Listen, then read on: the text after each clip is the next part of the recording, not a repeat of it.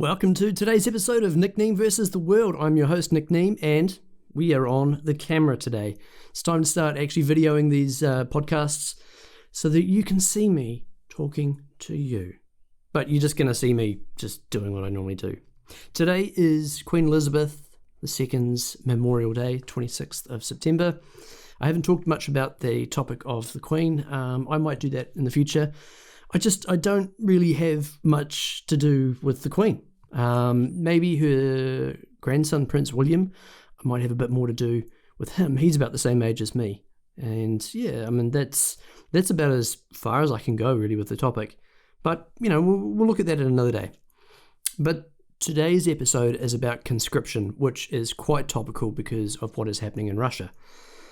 And if you've never heard of conscription or the draft before, essentially it's where men between a particular age are drafted or brought into the army by the government to either be part of an offensive or a defensive scenario. Obviously, in the case of Russia, it is a offensive. Well, yeah, it is an offensive, even though they might say it's not. So, yeah, current issue in Russia and the Ukraine. Many other countries do still mandate that they have a conscription. A lot of countries don't. New Zealand doesn't, and obviously the Vietnam War was one of those times where conscription was actually protested by New Zealand citizens, and they defended the right not to have to go. So, interesting. But what I'm more interested in is the social issues around what happens when people are conscripted, because it's a big pressure on society and your rights are in question. Let's go to the notes, go through this. So what is it? Well, you can go to Wiki and figure it out. It says everything, when it started, whatever, 17 something or other. And it's been a good thing for the royals, obviously, protecting their lands. It was an easy way to get peasants and farmers and whoever else they wanted to go do their bidding. It's a problematic idea, though. In a country where individual freedom to take the possession of your life for the purposes of war is a big one. Be it an invasion, an aggression, or a protective defensive act, or it can be mutual countries have a pact to do it as well. It's philosophically problematic.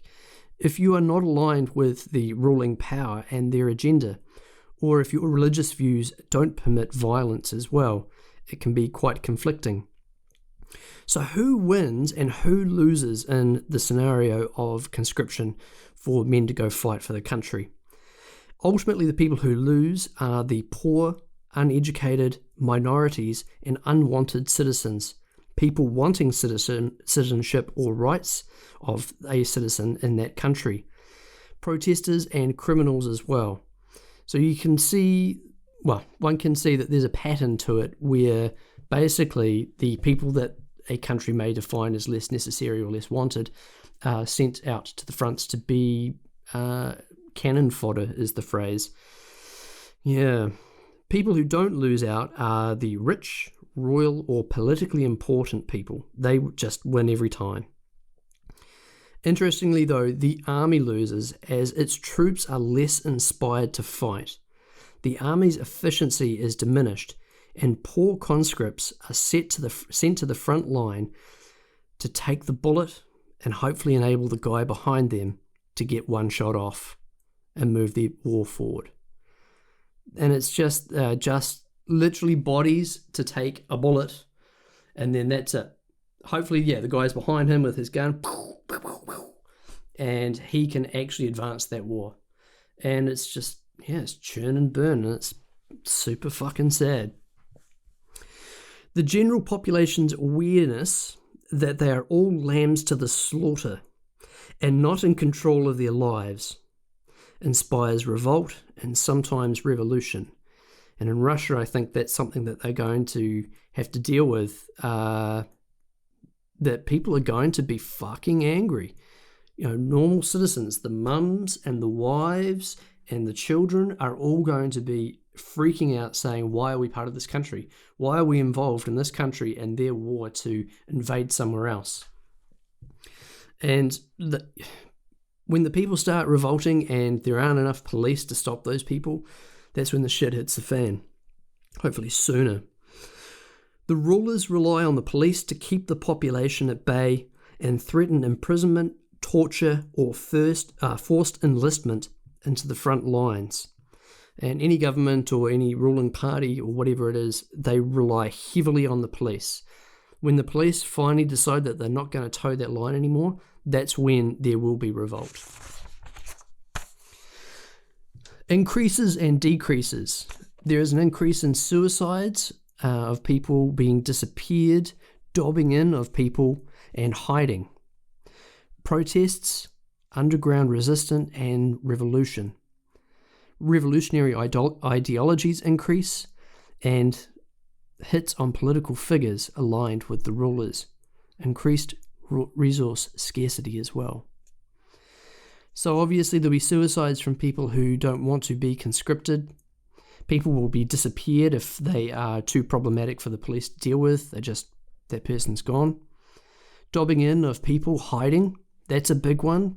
People who feel like they want to be part of the agenda, see people are hiding, they'll dob them in, say, hey, this person isn't fighting, go get them.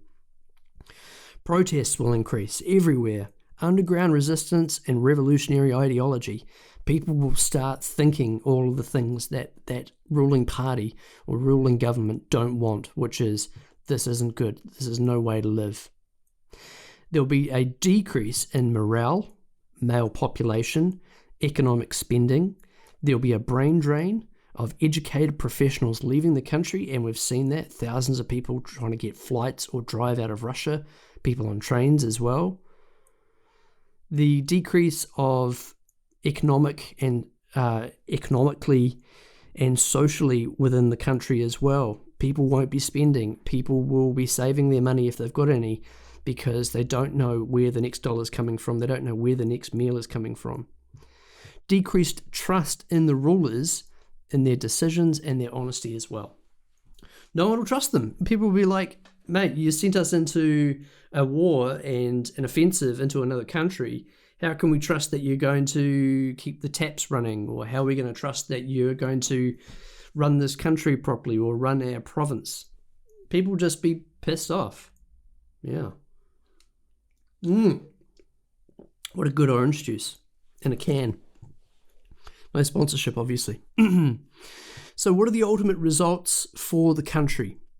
If enough people are killed, you are left with a country that is of fearful citizens who give up and obey. And you might sort of see a parallel to that in North Korea, where people are so afraid that they won't speak up, that everyone who didn't align themselves with the country is now gone, and it's only people who align themselves with the country and its agenda.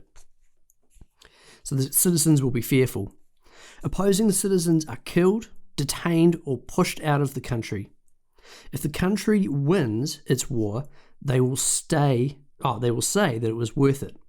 They'll be like, yeah, look, that extra 300,000 million people we sent and we won, it worked. It didn't work in Vietnam. They kept sending heaps and heaps of troops and it never worked, and the US ultimately had to give up on that occasion. If the country wins, yeah, it's war. If it falls, then the country will crumble and there will be no government to feed the people, keep the infrastructure running, and people will die in a wasteland. That's essentially what will happen. Nothing good will come of it. It'll just be a vacuum. Other countries will then have an opportunity to establish their regime in helping the people rebuild. So, say the Ukraine won. Maybe they'd have the opportunity to go in there and say, let's help rebuild Russia with Ukrainian help, potentially. China probably might be one of the big factors. They might walk in and say, let's help you rebuild the country, and Russia was no more. Or it might be a new form of Russia, who knows.